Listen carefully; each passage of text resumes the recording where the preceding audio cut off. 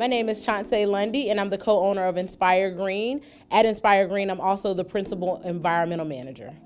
Environmental justice is definitely a civil rights issue. What we know from mapping and just community response is that industrial sources of pollution, when you look at waste transfer stations, all of these things are located primarily in communities of color. And we know that there hasn't been a lot of attention mainstream in terms of environmental justice issues. I think that it's coming more to the forefront now, particularly when you think about a community like Flint. Once Flint happened, everybody was like, how can this happen? But there are thousands of Flints happening across the nation. So it's definitely a civil rights issue. It's something that we should all be very concerned about, even what's happening in our own backyard.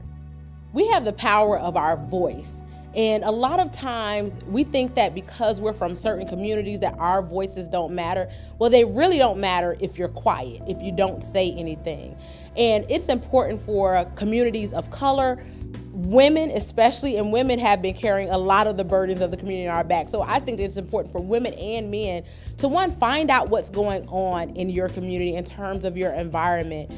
There are probably different environmental networks. Find out about some of the things that are happening in your community and get involved. Talk to your local councilman, those people that you elect to office. Talk to them about those issues. Talk to your neighbors about the issues.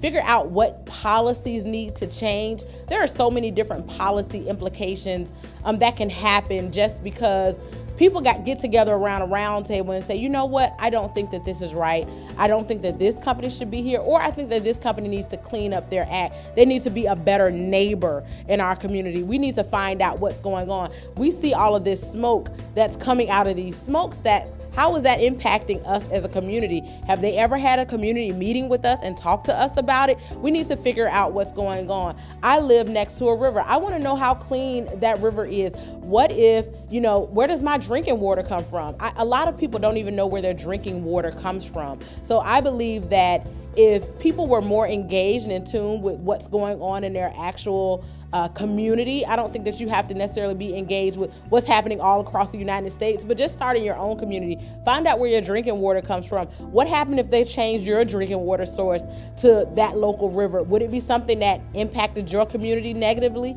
So I think that you just really have to figure out what's happening around you, what's happening in your community. Engage your elected officials, those people who are elected to represent you, and be relentless in your pursuit. I mean, really be relentless in your pursuit of justice, whatever it may be.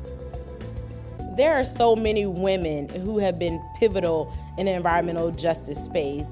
I can think of at least two. Pamela Bingham, who has been a fighter for environmental justice for communities across the United States.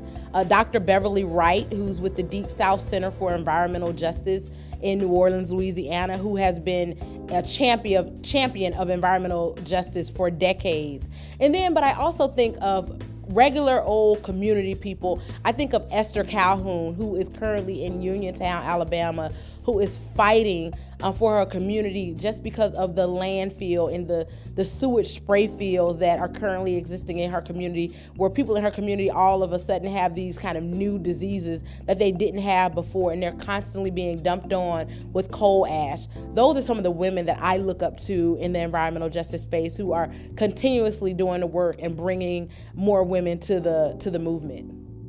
My name is Chanceé Lundy. I am a champion of environmental justice, and I have been boss.